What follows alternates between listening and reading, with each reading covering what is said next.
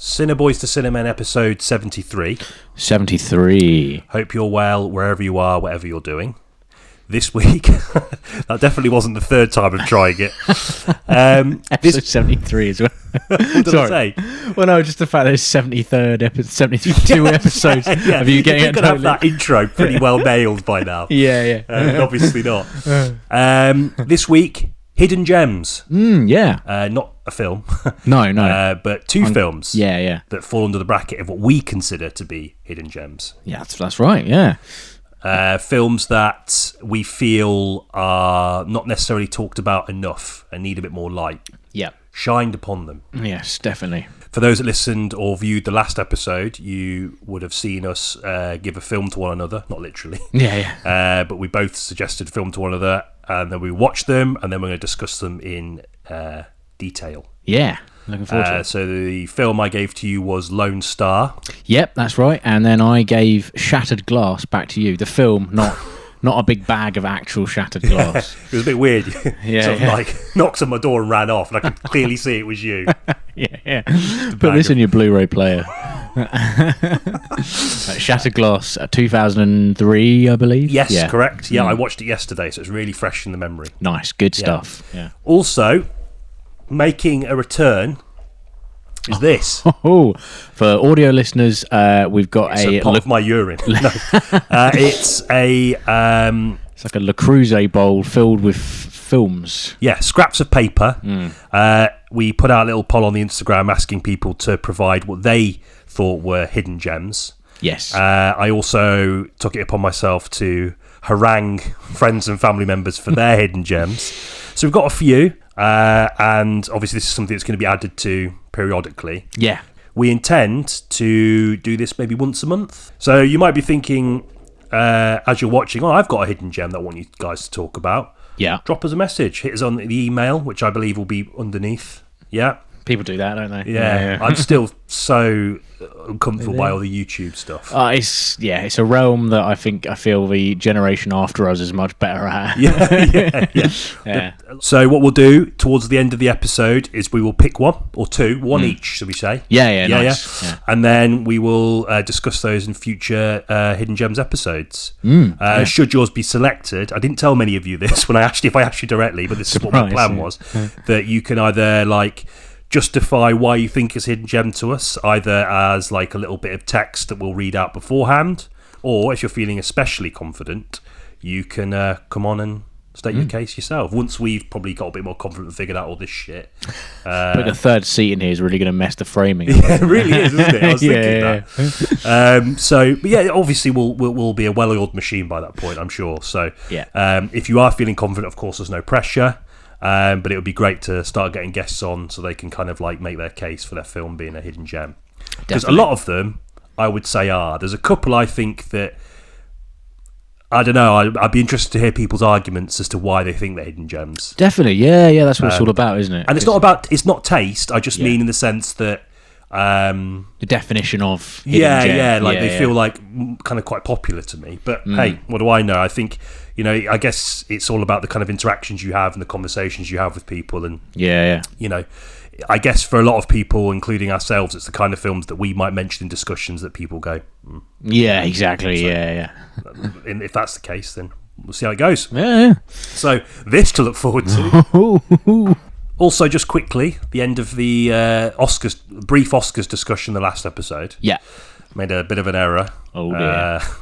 We're going to start using the intro of every episode to address all of the errors in the previous one. Demi Moore's up for Best Actress, not Supporting. Of course. Makes sense. And I'd also like to say we forgot to mention Sing Sing. That, Coleman Domingo deserves to be Best Actor. I love that film as well. Yeah, it's just a lot in the running, isn't there?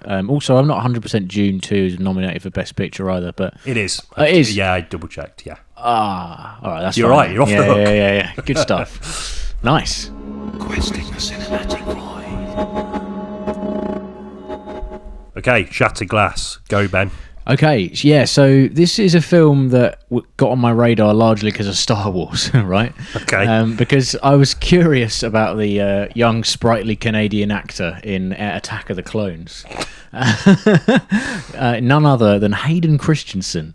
And I don't know, I just when you're kind of curious about a actor's other like kind of filmography, I guess, you sort of look them up, and by that point, Shattered Glass had just come out, and I sort of, it was in the back of my mind for a while as like, oh, maybe I'll watch that, and like I'd heard, when you sort of read the Wikipedia reviews, and it's like, oh, apparently they're all right in it, and because that's one of the things a lot of people say about Hayden Christensen, isn't it? Is that his Christensen? I don't know why it's almost like it pains me to say this, but a lot of people say that about him, is that he's spectacularly wooden in Star Wars, and indeed in any other film he's been in. The only other film I can think he's ever been in was Jumper. That's right, which was shite. To be fair, there's a lot to hate about Jumper. It's pretty middle of the road sort of action naffness.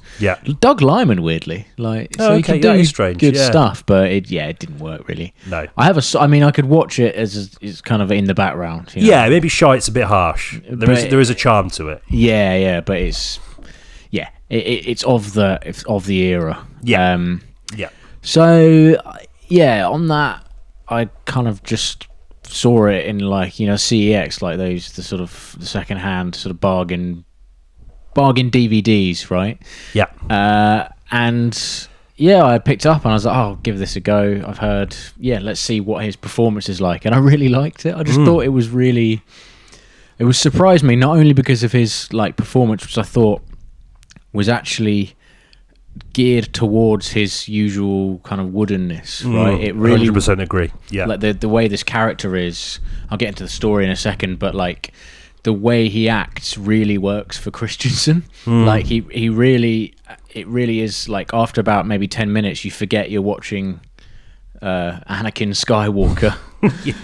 Just sort of like being mopey, and the character really works because he's meant to be like an unusually young kind of career-driven bloke who is, like, by all accounts, a very good journalist and a very kind of good writer that sort of injects colour into his work. But the fact that he's meant to be like 24 in it, and it just like, so that all works. But the film itself is actually just really fascinating as well. Like it has a kind of style akin to Spotlight, sort of low key, set in an office. Grey walls everywhere, cameras sort of it's sort of fly on the wall at points, and it's not showy, but there is still a style to it. It's almost as if it's kind of it's there, but it's not intruding. It's almost as if it's been there a long time. And people aren't bothered by it being there. It's very muted. Like the colours are all very muted. It's like a normal workplace camera. It's very and that works to the film's benefit, because the whole film, it is like a workplace drama basically. And it doesn't have the sort of scathing indictment on the Catholic Church that Spotlight does. No. But in its place is a sort of very, very interesting story about effectively someone who is a compulsive liar, really. This spoilers ahead, although the film is, doesn't take, if you look it up, it doesn't take you long to figure out who it's about and what they did. The tagline's pretty, it gives it all away. Exactly, So the main character is called Stephen Glass, real guy. Really, which I was surprised to find out, because it just seems like the film was like written around the idea of a character being called, we're calling it Shattered Glass, and this guy's called Stephen Glass. Stephen Glass, that if it hadn't been based on a real guy, you'd be like, could have tried harder with that a little bit. But there's a real guy who really wrote for a magazine called The New Republic in late 90s in America. And he was basically revered as like one of the magazine's best journalists, and he somehow managed to get these stories which were like really vibrant and almost unbelievable in the fact that they're like just full of color and full of like interesting work, like wacky characters and like filled with stereotypes and filled with like intrigue, and sort of there's kind of like they were like novelistic. And I'm sure you know where I'm going with this already, but the film centers around the slow debunking of all of his work. Bearing in mind this magazine is a magazine that prides itself on facts and factual information. It's a magazine that's sort of seen by its competitors as a kind of like stuffy sort of magazine. It's very, it's, like you say, prides itself on journalistic integrity. Mm, and it isn't afraid of writing the kind of pieces that would, in a world increasingly demanding of colour, it's not afraid to go against the grain. Yeah. And just stick true to the principles. Exactly. Almost to a fault in the eyes of people who are trying to take the newspaper in a sort of into the direction like of the tabloid, time. Yeah. Which was a thing in the late 90s. That was a problem with in the news. And it was kind of veering, like Diana and stuff, and the way that was reported on, it all kind of went a bit messy. And so at the time, to have a magazine which was so rigorously attached to facts was stuffy, definitely stuffy. It's one of these prides itself and takes itself very seriously, and all of Glass's, or like half of Glass's stories were just completely made up. Somehow he kind of dodged the fact checkers, and he'd found holes in the newspaper's fact checking system. And he was just a good storyteller, but he was a terrible, terrible journalist. And there's a lot of ethical implications to that, and especially when the magazine is purports to be a kind of bastion of truth. And because he's so young, the film takes a turn and starts to become a really quite nasty drama at times about someone who is just totally broken, and his lies and his kind of the front he puts up just crumble, shatter, you might say. I love it. I think I've seen it about maybe 6 times now. Oh wow, years, okay. And so I do know it quite well. I didn't feel the need to watch it again for this, actually, because it's kind of ingrained in my mind. Yeah, fair enough. Some really excellent supporting performances as well. Rosario Dawson, Steve Zahn. The guy who voices what's his dad? Not Dan Castellaneta. He's in Hank Azaria. Oh yeah, a Simpsons guy. That's Chloe Savini. Yeah. Peter Sarsgaard. Just Peter Sarsgaard. Cast list here. Oh yeah, okay, right. Maybe it's best if you lead. No. You've pretty much nailed it. Oh, and Melanie Linsky. Melanie Linsky, of course, and she plays a kind of sort of a timid. Am I right? Yeah, sort of timid journalist that's trying to be funny. She's trying to kind of write out of her kind of comfort zone, which isn't really working for her. Struggling with her identity as a writer, I think. Yeah. In the changing landscape of journalism. Right. Yeah. And you kind of follow all of these journalists at the same time. It's chiefly about Glass, but it's also about Glass's relationship with his colleagues. I think he's seeing one of them, isn't it? Chloe. It's sort of heavily implied, isn't it? Yeah. And there's these moments when, he sort of refers to his parents as not being proud of him, and refers to him he's taking the bar exam to study to be a lawyer, even though evidently he's got an incredible, very kind of esteemed job. And there's a bit where Chloe Savini literally goes, "You're writing for the New Fucking Republic," and he's how's that not enough for your parents? And he turns into a child. He's like, "Are you mad at me?" He keeps saying, "Are you mad at me?" Yeah. Which it just becomes an insight into effectively a compulsive liar's life with a lot of sort of sympathy for him. And ultimately it doesn't play out in his favour, and the film doesn't really follow up with that sympathy, but it is there, and I quite admire that about it. Is you kind of really feel for the guy, and you feel like he does just he has just let this compulsive lying really, combined with his natural charisma, propel him to the top really early, and everyone's fallen for it. And that speaks to his strengths as a storyteller, I think. But his failures as a journalist. I love it. I think it really is one to watch, because it's really interesting, and it's quite breezy as well. Hour and 34, I think. Great. It's not. I'm making it sound like quite a serious drama. It isn't really. It is one you can put on and just kind of think is interesting. And Christensen, I really do genuinely believe that they cast him based on the general public. His strengths. The general public's attitude of him at the time. completely agree. Being a kind of slightly, there's just something slightly off about the way he acts and the way he portrays characters. It's slightly stilted, and this character really needs that. So yeah. So you said you quite enjoyed it. I'm glad you did. What was your thoughts? I stuck it on quite late last night.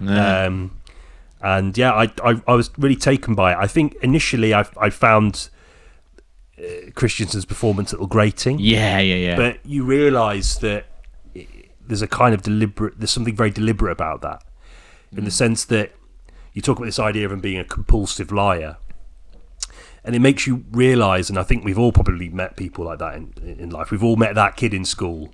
And this is this kid in school as an adult who's also very charismatic, as you said, and managed to land a job in a very prestigious publication. But it made me realise, and this is credit to Christensen, I think, that how well rehearsed the performance of a compulsive liar is. Yeah, because it has these sort of phrases and statements that he falls back on. So he'll always say, "What's wrong? Am I in trouble?" One. And it's almost like this childlike vulnerability that immediately takes the sting out of the situation. And the people that are go into a discussion with him that are immediately in the ascendancy because they have concerns about the legitimacy about what he's written, or they're frustrated with him for whatever the reason. He immediately kind of takes the sting out of it. And he also says, when they have the meetings, the pitch meetings, and they're discussing the stories they're working on, he'll act out this whole story, and you'll have the whole room completely captivated and laughing by this story, which is obviously bollocks, but he keeps talking about it. And in his final line, I'm sort of paraphrasing it, it's something like, "Well, it's not finished yet. I'm not sure if I'll run with it." Yeah, that's it. You know what I mean? And even they respond to that going, "Oh," but they're kind of going, "Oh, he's too modest." But there's something about that, the way that the compulsive liar's routines and the kind of that element about how they conduct themselves is rehearsed to a T. And it's amazing how, I guess, in a situation such as this, where he, as you say, he exploits a hole in the kind of system of being of fact checking. And basically I think he says a reporter's notes, and 9 times out of 10 are the facts. That's it. And so he manages to, it's almost the perfect job for him, really, in that sense. I just thought that was really interesting. I mean, you going back to what you're saying about his performance, it is something off kilter, and he is kind of always kind of separate from everyone else. Even when he's helping people, or there's just something slightly off about him, you just can't. And it really captures that feeling of managing someone who is a compulsive liar, being around them and having to sort of how exhausting it is. Definitely. Even when it seems that he's he's on cloud 9 and everyone loves him, which I think they probably do in the start of the film. They're very positive relationship with him. It just still seems there's something peripheral. And it's all entirely his own making. It's great in that way. There's a moment when there's this sort of recycled lines he keeps saying. Are you mad at me? Am I in trouble? They're in my notes. He keeps saying they're in my notes. And he's always when anyone's talking to him, he's always slightly flustered, like he's in the spotlight, and it's almost like his responses are always like he's being judged or something. He hasn't had time to prepare. Exactly. Prepare the mask. Absolutely. They're in my notes, and Hayden Christensen's very good at going. He's very good at that. I didn't do anything wrong. I was really taken by the sort of dynamics and the relationship between Christensen and Peter Sarsgaard, because it's very clear at the start of the film that Sarsgaard kind of resents how good he is, how good everyone else thinks he is, and there's that scene where he talks about this really elaborate story, and then it gets passed on to Sarsgaard's character, who kind of is like, "Oh, that's a tough act to follow." Then the owner of the publication comes in, and it's really awkward and quite difficult. There are quite a few difficult moments in this film. I think you're largely right that it's quite breezy, but there's a few moments that I was kind of like, oof. But I don't handle those situations well anyway, even on film. But you can tell that there is animosity, and he obviously does his best to kind of submerge it. And then when he ends up landing the job as the the editor, as the editor, purely because of his straight-laced, largely dull nature. That creates another interesting level to their relationship. That, whilst I do think he is committed to the integrity of the publication, I think, you know, he sort of legitimizes Christiansen, or the character Glass's sort of, you know, it's another thing that Glass can weaponize when the House of Cards starts falling. Oh yeah, definitely. Which is a really interesting kind of element to that kind of duel between the characters, because you can tell that Sarsgaard is kind of not necessarily reveling, but he's like, this guy's fucked, and I'm gonna fuck him. Not literally. No, that doesn't happen in the film. My only criticism. Incidentally, did you not watch the deleted scenes? No, I didn't. No. I need to. Do you have the DVD? Yeah. Okay, good. But do you know what I mean? Like, there's a lot of little. It's a film of those little needling moments, and it's like, you know, sort of chinks in the armor that slowly get sort of like exposed to, and at the end they're kind of like these fucking yawning chasms that are just blindingly obvious that he is lying. I really liked those little elements. I thought it was really interesting. Really well performed as well, across the board.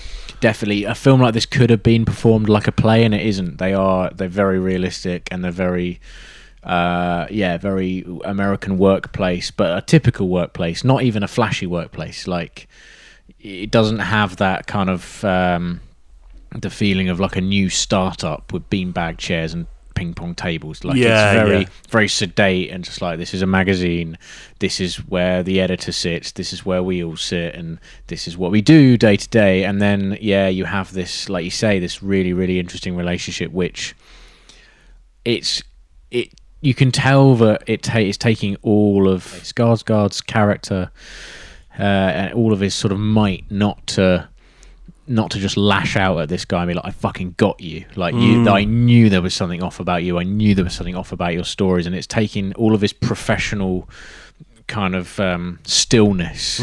It's kind of calling that into question. And there are moments when he sort of explodes, and there's some really great sort of performative speeches that Skarsgård... Am I saying that right? Is it Sarsgaard? Sarsgaard. Sorry, Sarsgaard. Peter. But yeah, there's just moments where he reveals his passion, which, as before, like you say, his character's very very drab and very normal newspaper editor man. Yeah. Who doesn't particularly care about cultivating workplace relationships, and whereas Christensen's character Glass really. He does exploit that. There are moments where he tries to kind of rally everyone against Sarsgaard, and it all breaks down, and it's fascinating, and really just a treasure trove of that kind of stuff, like Spotlight is, right? Like, my favourite moments of Spotlight are just the meetings, and like the sort of Liev Schreiber's sort of low key, like, I'm a newspaper editor, and this is. It's just all it's almost like the procedural elements, isn't it? I mean, some of the best bits in All the President's Men. Yeah, some of my favourite bits are like Hoffman and Redford just like fawning through documents, and and obviously, you know, you could argue that the kind of Watergate scandal there's a lot more, it has a much more sort of seismic impact on the landscape of American politics than this sort of like weirdo lying. You know, in a fairly reputable sort of publication such as the New Republic. But I that sort of poses another interesting sort of element to this discussion, I think, which is, you know, it really feels like it's the sort of dawn of the digital age, and this sort of transition from kind of like fusty, fact-based kind of reporting that requires, I think, the reader to have a significant sort of understanding of the event or the history of something to really get to grips with what the reporters are writing about. And the reporting of the time, I think, was about sort of unmasking. I mean, obviously, you know, this isn't necessarily the case across the board. I'm sure sort of like, you know, gutter journalism was around for a very long time, particularly with the advent of Hollywood. And there's a really great film called, just as a quick aside, Scandal by Kurosawa, which manages that, talking about how like the sort of American occupation has sort of infected sort of Japanese values, particularly in the relationship of the press and gutter journalism and sensationalist articles about celebrities. And, you know, there's this sort of idea that the news media stops viewing the news and has a hand in creating the news. Which is obviously very directly addressed in Shattered Glass. And it really feels like this film's like kind of like on the precipice of that sort of absolute kind of like descent into that kind of journalism, which is so ubiquitous and so dominant. And like anything that isn't like that is seen as the way the New Republic was seen then. As kind of fusty and outdated and boring. And that kind of journalism has no sort of value in a world where it is about sensational articles and chasing celebrities around and even contributing to their problems or difficulties as a way of generating news. Do you feel like the film has a kind of like prophetic feel to it in that case, or is that a bit trite to say? No, I'd not thought about it in that way, only that it was about journalism. But I do agree with you that there was a time in which it was a journalist's, in a traditional sense, it was a journalist's job to hold people accountable, right? And I'm nicking this from Alex Garland, by the way, who was very, very complimentary of this style of journalism in the promotional run for Civil War, because he wanted to make a film about where the journalists were the good guys, and he basically got told by a lot of people, don't make a film about journalists, everyone hates journalists, and it really scared him, because he was like, these people brought down presidents, like what is happening to people's perception of that profession, which should be about holding people with significant influence to account when they fuck up or when they do something immoral. That is what people should think journalists are, and they don't anymore. And that's sort of, it's interesting that you bring that up, because I do think that there is a place for that still. Absolutely. 100%. It's just drowned by a lot of a lot of complications regarding publication and the democratization of this kind of media and blogging, and you can basically, we can all be a Stephen Glass if we want to, right? We can now. He probably wouldn't get in that much trouble if he was just a blogger saying stuff like that. Like he'd probably just get a small following. That's it. But obviously his association with the with the magazine is what brings him down.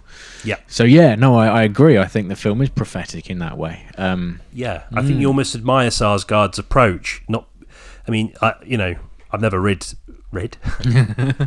I've never read the New Republic, although it doesn't exist anymore, does it? I don't think so. Thanks, Glass. It's a bunch. Fuck that up. About but there is something about his kind of rigidity that is admirable, because it's something I've noticed particularly with a lot of modern sort of mainstream or kind of like journalism, is that people aren't very ideologically rigid. They do tend to kind of like change their view of things very quickly. And I'm not saying that people can't change their views, because of course you can. As you grow and get older, your viewers are going to change. But in the space of 2 weeks. It's almost radically changing to kind of like reflect a kind of shift in public consciousness, or perhaps, not to sound too conspiratorial, but the whims of your employer. So you can have a view about a group of people, and then you can shift it to direct the blame or somewhere else. So, this kind of role that journalism plays in sculpting people's views and perceptions of the world, their views, their political orientation, all of these things, it is quite scary. And I think that whilst it would be sort of silly to think that before 1998 it was like this pure sort of space where everyone acted virtuously, and that didn't exist, it does really feel like the film, it is just sort of, I think what makes it particularly pertinent, I think, is the fact that you can see the digital age on the horizon and how much that's going to change things, and how much that's going to influence the way people ingest information. And it's not so much about long form content, it's about quick sort of bursts of information, and that kind of sensationalist journalism really suits that approach of like quick tidbits of information that require easily digestible, sensationalist, and framed in a way that they are true, and there's no reason for you to bother looking any deeper than is necessary. It's much easier just to regurgitate it to someone else, and then it becomes like almost like a fact. And they call it a factoid, which is a false piece of information that has been disseminated so much that it becomes true in the public consciousness. People misuse that word, and they say, look, a little factoid for you. I'm like, well, no. You're full of shit. Better not be a factoid. I don't want a factoid, I want a fact. It's interesting. I also think, I was thinking about this when like the kind of like film ended, and it obviously gives like a run through of what each individual who like a main character in the film is doing. Yeah. And he was a lawyer for a while, but he couldn't necessarily get a good lawyer job because of his how disgraced he was as a reporter. But he ended up releasing a book called The Fabulist, which is basically about him. And it made me wonder. I mean, I'm not sure how true this is. This is just literally just a thought, and I perhaps should have researched this. That's one of our quotes. But like, it kind of reminded me of like, is it Jordan Belfort from Wolf of Wall Street? Yeah, okay. Which is this kind of like anti-capitalist fable. And I know we've said a few times that the film, the more we think about it and reflect on it, it fails as an anti-capitalist fable in many ways. Yes, yeah. In the way it's been sort of like co-opted by, you know, the kind of like grind set twattery of the sort of digital age. You know, it sort of feels like there's an opportunity for these individuals to learn something about themselves and use that to the betterment of themselves and those around them. But then it seems quite apparent that they haven't, and they continue to make money almost on this mythology that's been created about them. Yeah. And I wondered what your thoughts were about that. About Glass's releasing a book. I mean, again, we've not read the books. It could be like a really sort of self-reflective, and sort of perhaps self-critical view of his time in journalism, but I don't know. It seems a bit indulgent. Yeah, you kind of. To me, anyway. It's the same thing as that guy who did Fire Festival getting put in prison for it because it's like. Oh yeah. And now he's doing another one. So then it's the kind of it exists in this uncomfortable space of just like, well, I thought you weren't allowed to do this anymore. I thought your time in the limelight had ceased. Yeah. And all you're doing is you're taking something that was very popular but was very critical of you and your behaviour and spinning it in your favour. And it is odd. Maybe you do kind of think, well, you've had your chance. Like, I think you should maybe leave it alone because, you know, this could go massively south for you. And even if it doesn't, there's a moral thing there where you've got to think you've already exploited people. Yeah. Maybe you should focus on paying them back, right?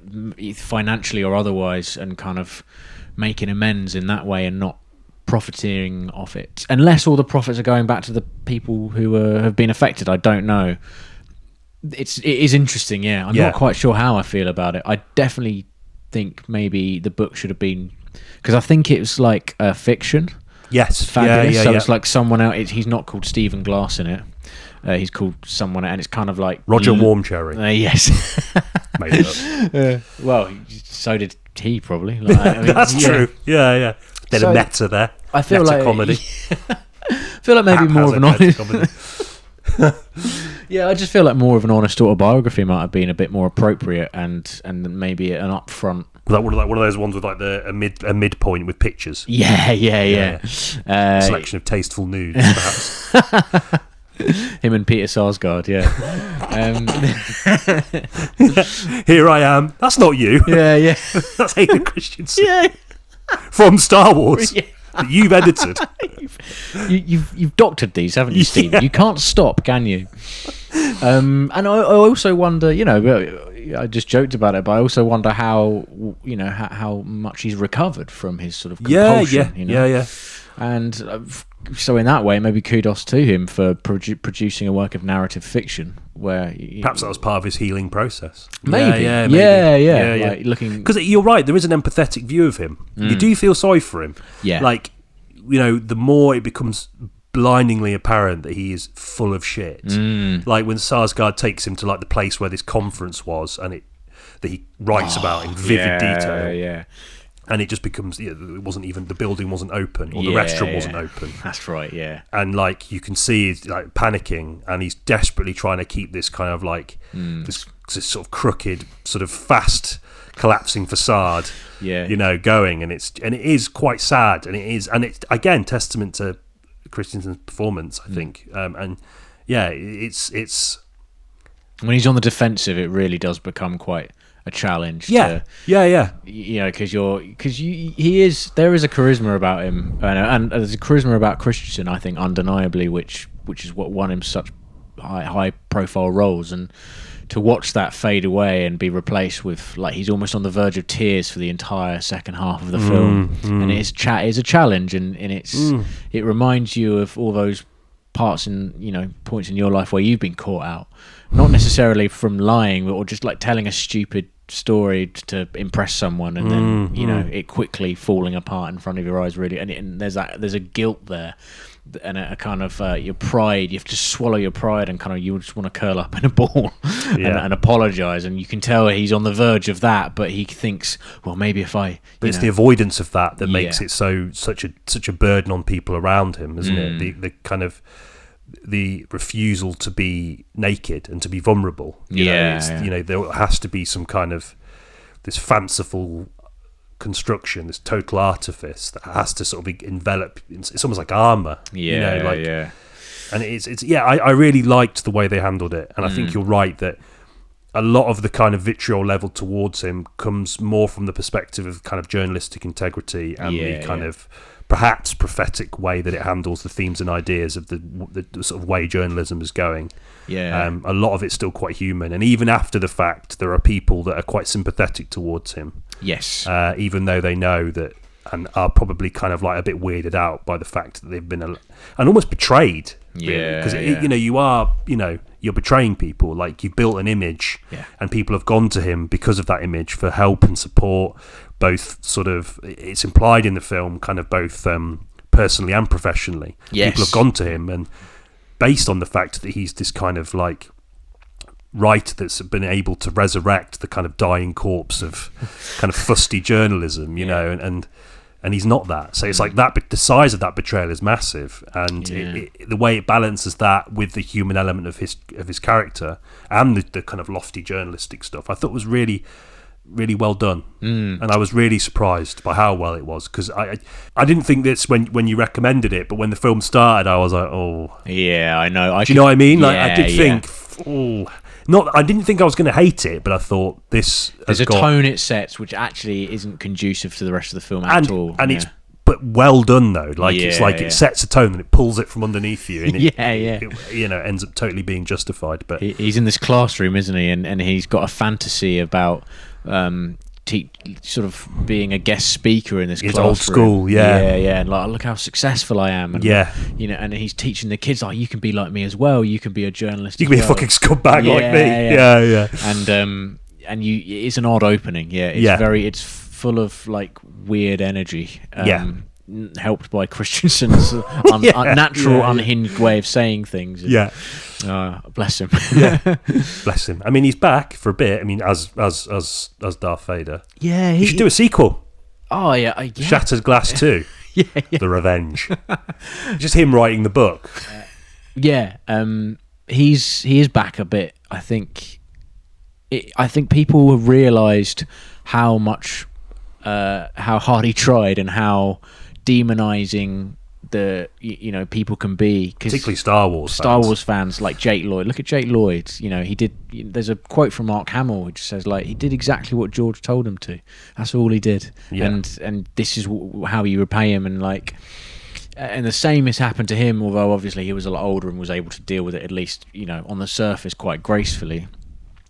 I think people realised 20 years on that he was a big part of their childhood, whether they'd like it or not. And I think to see him back for a lot of people was quite welcome. I think there's been a lot of revisionism about those three films anyway. And I think a lot of people view them, as you say, through the lens of childhood, but also actually probably realise they're not quite as bad as they thought they were. Which is certainly the relationship I've had with them. I'm by no means a Star Wars. I'm not like a super fan. But I do have there is a soft spot in my heart, particularly for those three, in a way that the original trilogy, obviously because I'm not from that era, aren't. Exactly. I mean, I think Revenge of the Sith is a fantastic tragedy, like a Shakespearean tragedy. It does operate on that level, and kudos to them for kind of taking it in that unexpectedly dark direction. There's a lot of fucking shit in it as well. It's fucking Star Wars. There's always shit in Star Wars. That's sort of the point. And I always find it baffling when people see shit in Star Wars and they're like, that shit. It's like, it's fucking Star Wars. It's a space opera. Oh, bloody hell. Oh, bloody hell. A woman Jedi. Get a grip. Honestly. No, I'm glad you liked it, and I would, definitely recommend it, especially if you're into journalism and journalistic integrity and that kind of thing, and like a kind of good, it's not a courtroom drama, but it feels like one. If you like a good, well-written courtroom style drama, then this is for you. Absolutely. And finally, I guess I should ask, why is it a hidden gem? Why did you pick it? What's your rationale? Oh, okay, yeah, because no one talks about it ever. It's quite often I bring it up when people are talking about Star Wars, and they're like, "Oh, I've not seen that," and it's like a regurgitated thing that I keep hearing back. Trying to push it. Yeah, really. Rightly so. Yeah. I'll be joining you. I know. There's not a lot written about it. We don't get invited to meals often together for that reason. Yeah. Pushing shit films on people, but no, yeah. Sorry, carry on. No, not at all. Yeah. That's it really. That's why I think it's a hidden gem, is because it's not talked about enough. And when I try to, it's very quickly dampened down. It's immediately by the fact apparent that people don't care. No one in the room's seen it. Yeah. So what a lovely thing to talk to someone who has seen it actually, and to have my feelings for it confirmed. Yes, good. I would wholeheartedly recommend it. Thank you. No, thank you. Okay then, so Lone Star. Yes. A film I suggested to you and lent to you.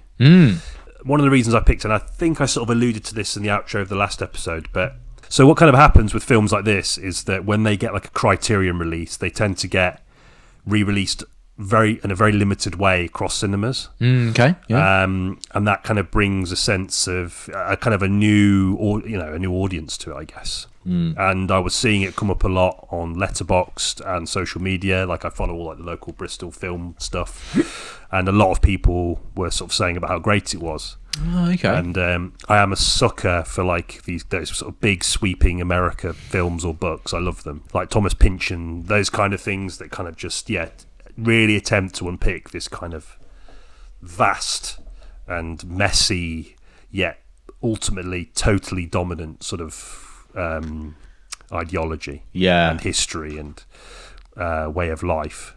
I took a punt on it, plus obviously it's Criterion, so very nice copy actually. Yeah, for a loser like me, that's like bonus points. And I was just so, like I said, I think in the end of the last episode, I was so glad I did. Like, it's just, I think I said the word novelistic 3 times in a very short period. But you're right, it is. It feels like a novel in the sense that it's simultaneously very granular. Yeah. But there's something so expansive about the revelations. I will talk about it more in a bit, and I'm sorry to interrupt. No, go for it. But I really got the sense like it had a surface plot, which was effectively a murder mystery. Yeah. But it really, like a good novel, it just becomes about the characters. And by the end, you don't really care about the murder anymore. Like, you kind of, the revelation surrounding what ultimately happens affects the characters, but you're more concerned about them and how they're going to go on. Mm-hmm. And that is very much like a novel, I think. That it's not about the twist anymore. Yeah, the revelations that come as a result from the murder mystery at the film's centre, they're sort of like a microcosm for the way the sort of the wider community, and indeed American society more broadly, views its history. Yeah. And refuses to acknowledge the imperfections and horrors of its history. And it really interrogates this idea of like what sort of being patriotic means. Yeah, oh God, in the sense that does patriotism mean kind of like blindly ignoring imperfection in favour of a fanciful view of your national identity? Yeah. Or does it mean, or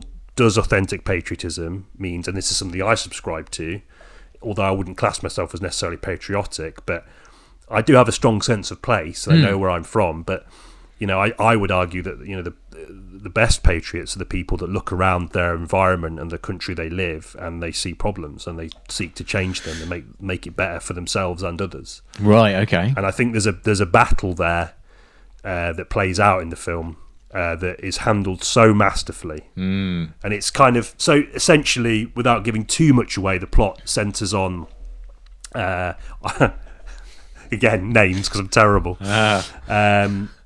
So it's about a sheriff of a Texas-Mexico border town. Yes, called Sam Deeds, played by Chris Cooper. Yeah, and he's kind of sort of living in the shadow of his father, who's this revered lawman who wrestled control from this corrupt cop.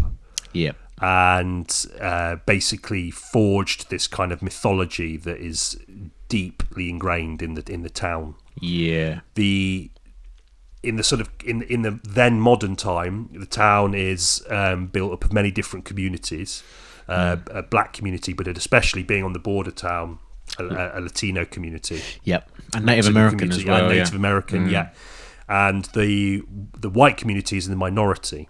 Yes. And set against the backdrop of a mystery, which is born out of they find basically a skeleton out in the middle of nowhere in what used to be a military a rifle range. Yeah, wasn't a rifle it? range, because there's an army base there, which is actually being moved somewhere else. Yeah. In the midst of that mystery is kind of like a disagreement about from these different communities about how the past should be thought about. Yeah. And there's like a scene, for example, of like a parents' meeting in a school. Oh, and the I really remember that scene. Yeah, and the parents are sort of arguing about, I think it might be like the history syllabus, and talking about like, you know, the history of Texas and why it exists. And you've got like this sort of dwindling white community who are very concerned that they're heroes and the kind of people that represent the kind of the Texan ideology or Texan history are going to be vilified. Yeah. And then you've got these other communities, previously fringe communities that, you know, historically have been on the boot of American power or have been exploited by American power, or killed, or enslaved. You know, these communities are quite rightfully sort of challenging that. But they're so angry that they're kind of challenging it to the point where they're kind of saying, no, these people can't be celebrated. And what I found particularly interesting about it was that the film, I think that there is an acknowledgement that relying on these kind of archaic caricatures and power structures does contribute to the continuing dehumanization of kind of like, you know, fringe societies or not just kind of people of different ethnicities, but of sort of different class as well. Yeah. I think the film really balances that viewpoint really well. It didn't. You know, everything felt legitimate. Everyone's experience felt lived in, and even if you sort of disagreed with what their rationale was, you could understand why they might think that and why they might hold true to these kind of ideas that ultimately are archaic and not to the benefit of like the community overall. Yeah. There's a kind of way it's handled with Matthew McConaughey's character, isn't it? Yes, who plays the father of Chris Cooper's character, Sam, and who everyone holds in very high regard. You yourself, as an audience member, initially also hold him in very high regard because you there's a very, very good scene where he challenges this corrupt cop. It's sort of a flashback. And played by Chris Christopherson. Chris Christopherson, yeah. And you really fucking hate him as well. He does a great job of being a villain. And you know, you sort of, you're on board. You're like, power to you, Matthew McConaughey. He's called Buddy, isn't he? Yeah. Buddy Deeds. That's right. Yeah. So you're with him as well, and you think, well, of course, that's why he's been martyred. And then the film really, really twists that and makes it really complex and quite ugly, and it makes you question your initial allegiance to him. I think that's one of the good things, is it does intentionally manipulate the audience into thinking one way and then giving you more context. Yeah, I love that about the film, and I really thought it was like all the more powerful for it. Yeah.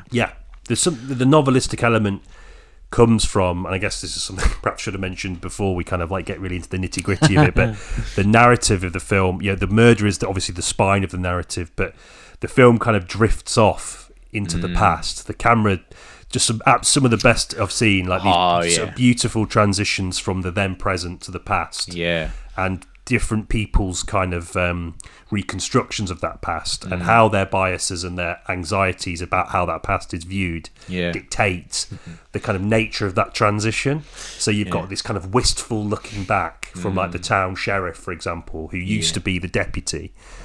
Sorry, not the town sheriff, the town mayor who used to be the deputy. That's right, and then you've got these, flashbacks that exist, that kind of flow with a degree of trepidation. You can feel the anxiety from the character's perspective about remembering these things they really want to forget. Yeah. And that's kind of like how the film is constructed. It's entirely out of memory, but some of the transitions are just, they're just stunning. And that was what really struck me the most, and I think gives the film its novelistic quality, and it gives the themes that, again, that idea we spoke about a little bit earlier about, the kind of the memories and the refusal to sort of dig into those memories being a microcosm of the wider community. It's given that kind of life and earthiness by that kind of ability to kind of just seamlessly transition from the sort of then present to the past. I just think it's such a brilliant narrative device, and done so well, because flashbacks can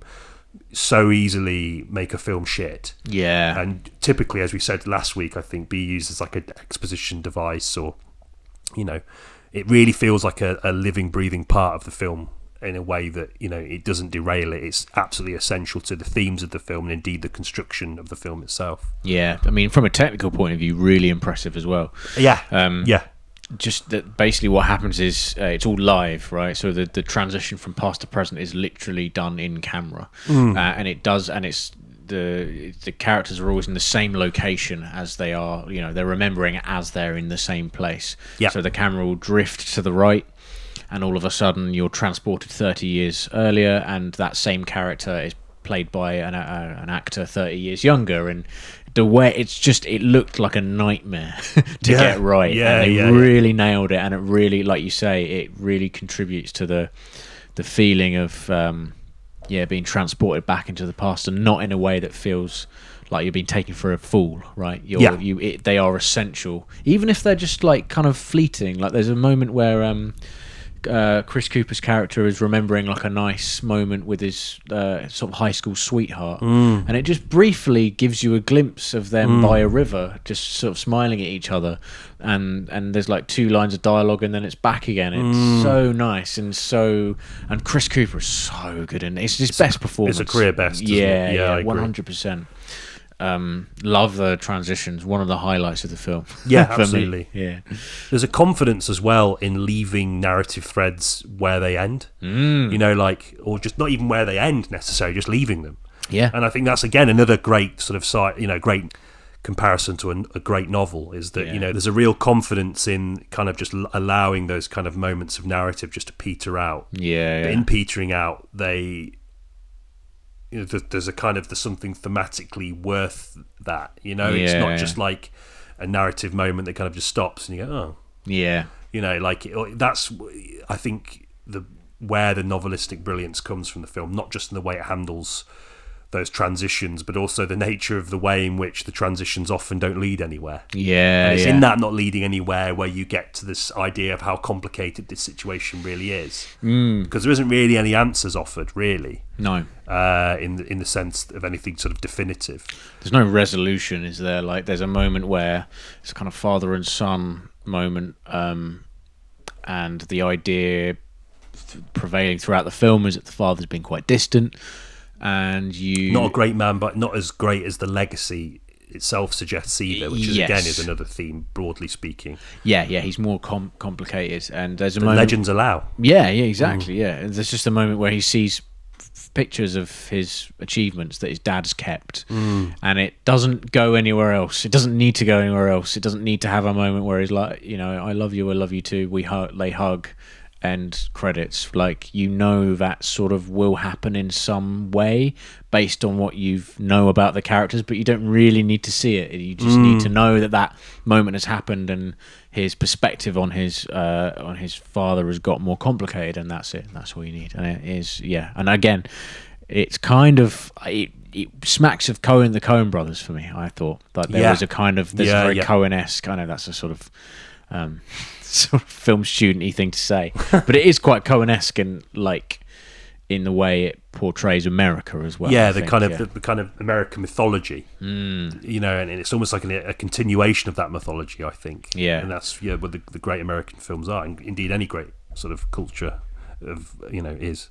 Featuring a very unhinged performance from Frances McDormand as well. Do you remember that moment? She plays like a die-hard American football fan, who is the sheriff's former wife, yes, yeah, ex-wife, and they kind of stayed friendly, and it's very like probably the most out there moment of the film, but does fit as well, and like it's quite a charming moment, I thought. Yes, yeah.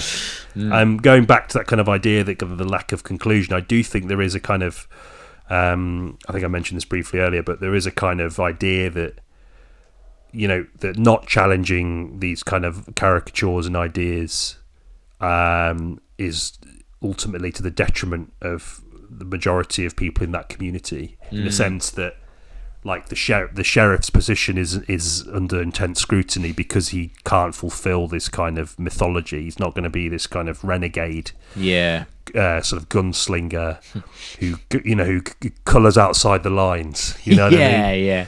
And he might do it his own way, but there's not enough panache or style to it. And he's going to get replaced by someone. And there's a scene where he says, because in the backdrop of it is the kind of mayor talking about building a new prison. That's right, yeah. That doesn't. The current sheriff, Chris Cooper's character, is very sort of suspicious about that, and it just seems like, you know, a lot of the wrong people stand to gain financially from something that isn't necessarily going to benefit the broader community.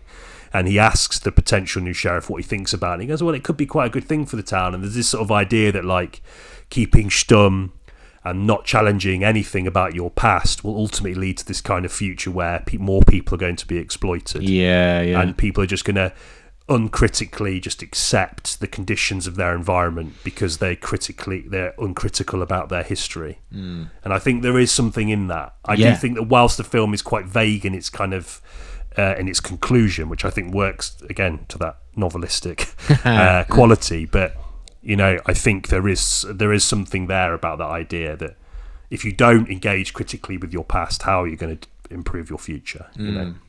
And, you know, you see Chris Cooper engaging with his past very critically, or more specifically sort of learning from his father's mistakes in spite of his legacy. Like, you sort of you get the feeling that his natural sedateness and his kind of natural way of thinking is at odds with his the very thing that made his father famous, but also the very thing that he clearly is very critical of and clearly doesn't want to replicate for reasons only he can know why. It's, you know, and there's a lovely kind of formation of a relationship as well, which happens as this is all occurring between Chris Cooper and his high school sweetheart, which kind of unfurls in a sideline manner, and there's a kind of twist. There's a twist at the end which it completely knocks that down, doesn't it? It does. Well, I won't reveal it actually because it is right at the end of the film and there's to it. But it knocked me out for 6 actually. And, and their reaction to it is also quite challenging, but quite interesting and in keeping with the kind of ambiguity of the film, I think. Definitely, No, I loved it. I did love it as well. I really thought it was. It utilised its runtime really effectively, and it's like watching a Coen Brothers film basically, and a good one as well, like a really well written one. John Sayles, isn't it? I'm not that familiar with his work. No, again, this is another thing about the kind of hidden gems thing, and I guess that's kind of why I think it's a hidden gem, because as people that, you know, watch a lot of films and talk about film quite a lot, it's kind of always a bit of a weird sensation to not know a filmmaker at all. And obviously it's a bit silly to say that, because of course there'll be thousands of filmmakers that we have no knowledge about, because there's only so much time in the day. You know, unfortunately we can't commit to this full time. So, you know, we're not going to obviously know everything, and you know, but it's always a bit of a kind of like strange but really exciting experience to come across a new filmmaker you've never, particularly an American filmmaker, because it's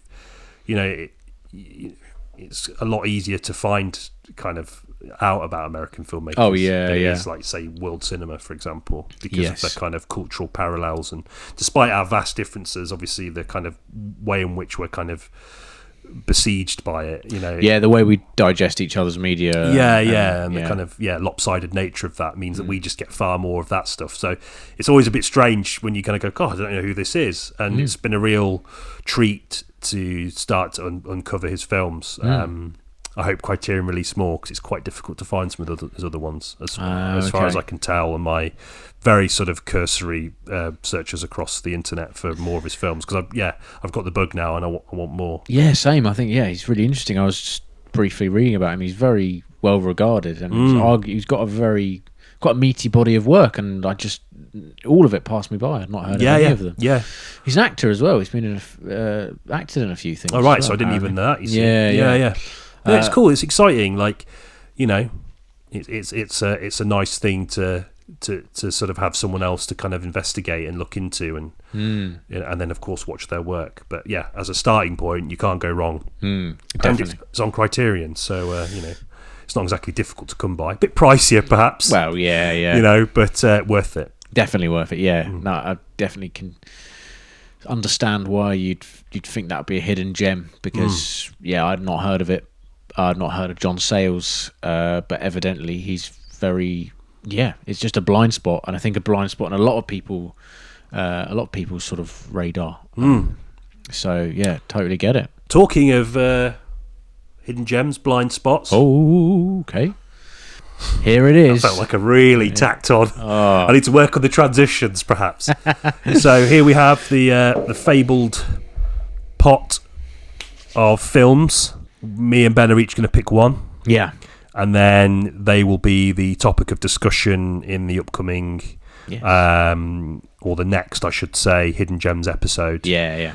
Which I imagine will be maybe in like 3 or 4 episodes' time. Probably. Something like that. Yeah, I think the idea of doing it monthly works quite nicely. Yes. That doesn't mean the director deep dives are over yet either. We can definitely intersperse that. Nope, still up for a Lynch one as well. Oh, yes. We have talked about that, haven't we? Yeah, we'll definitely do that in sort of characteristically tardy Cinebois fashion. Oh yeah, and we've not forgotten Alfie apologies about Jonathan Demme either. He was drawn from this very bowl indeed months ago. We've not followed that up. I'm fairly sure it was in your old flat still, maybe not, or maybe it was in that room. I think it was in that room. Yeah. Moved in, so. Yeah. Kind of like throws the legitimacy of what we're about to do to repute, doesn't it? Right, but, we're locked in now. We have to do this one. Go on then. You pick the first one.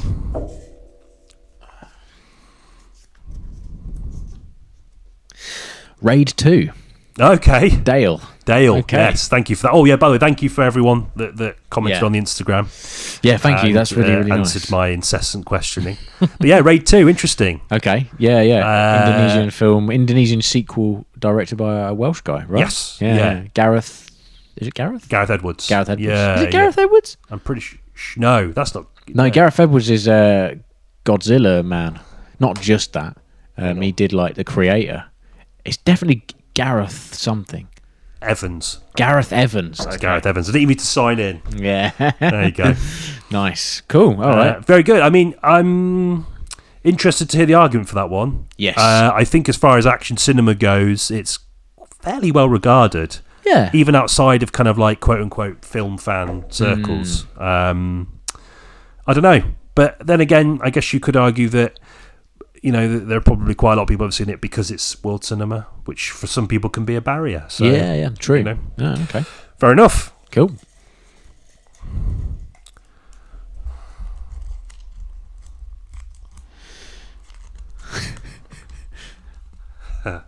That took ages. Yeah. Big Trouble in Little China by Jack. Oh, okay. All right. Wow. So that's, again, I'd say I guess maybe more in film circles, a pretty well-known movie. Yeah, John Carpenter has a lot more famous films than Agreed, that one. 100%. So I can sort of understand that one. Yeah. I think it'd be good to talk about that. It's been a long time since I've watched that. Bizarre sort of thematic through line, being that obviously that's a martial arts action film, and this film is kind of a riff on East Asian culture, martial arts through the American lens. Yeah. So that could work quite nicely as a double bill, actually. All right then, nice. We'll be in touch, guys, to get you to provide a sort of supplementary piece as to why you think they're hidden gems. No pressure. No. And then we'll discuss those in detail in a few weeks' time. Yes. Looking forward to it. Looking forward to it. Nice one. Questing the cinematic void. Well, there we have it then. Yeah. Episode 73. Yeah.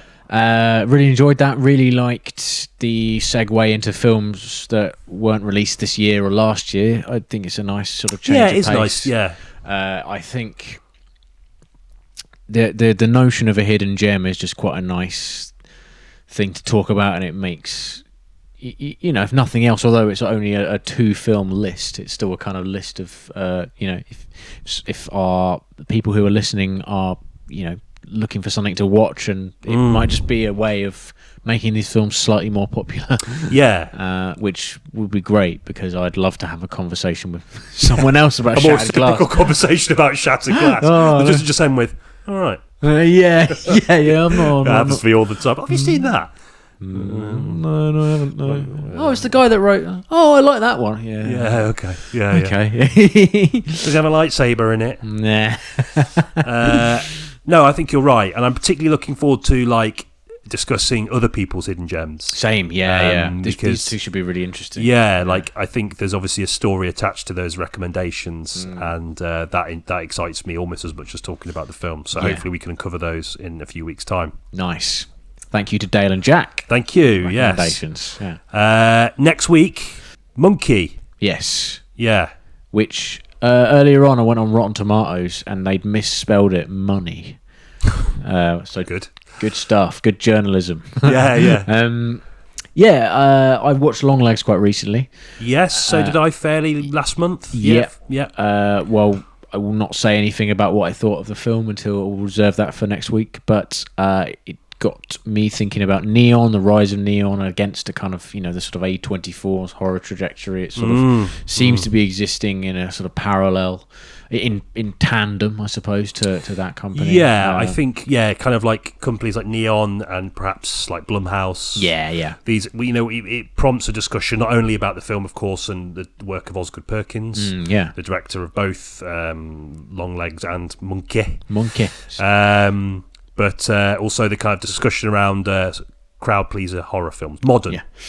Yeah, modern crowd pleasing horror, because it shifts over time. Like there's definitely kind of periods of history where horror takes on a more kind of schlocky, Sam Raimi-esque vibe, and this is more mysterious and more atmospheric, I think. I mean, I've not seen it yet, but I get the impression there's a bit of humour there as well. I think I mean, I've only seen snippets, but a lot of people are really praising it for its kind of the way it kind of balances a lot of I think there's definitely a topic there, because we tend to kind of eschew kind of like more popular horror movies in favour of the kind of arty sort of chin scratchy horror movies. Although we did do Wolfman, which you could argue which was a Blumhouse film, but true, we didn't really talk about the kind of those kinds of movies in great detail. No, we were on a kind of mythological creatures. We're attacking it from a different perspective. So I'm looking forward to like looking at it from the other side and the merits of them. As it seems with the case with Monkey, it's been very popular. There's something to it, which is sort of not just a kind of like popcorny thing. It's shared by critics and audience goers alike. So film goers alike, I meant to say. No, good. Difficult second album seems to have been surpassed here, you know, and dodged. I mean, I don't know if that's because quite often Stephen King adaptations do tend to be quite popular. There's something very endearing about them, isn't there? Yeah, he's a household name, isn't he? He's a safe pair of hands with horror. Although, admittedly, a lot of his stories get adapted in a very baffling manner. Very good. Looking forward to it. In the meantime, thanks for listening or watching. Thank you. Getting to the end of another one. Real slog, I'm sure. Take it easy, and we'll catch you in the next one. See you then. Bye. Bye.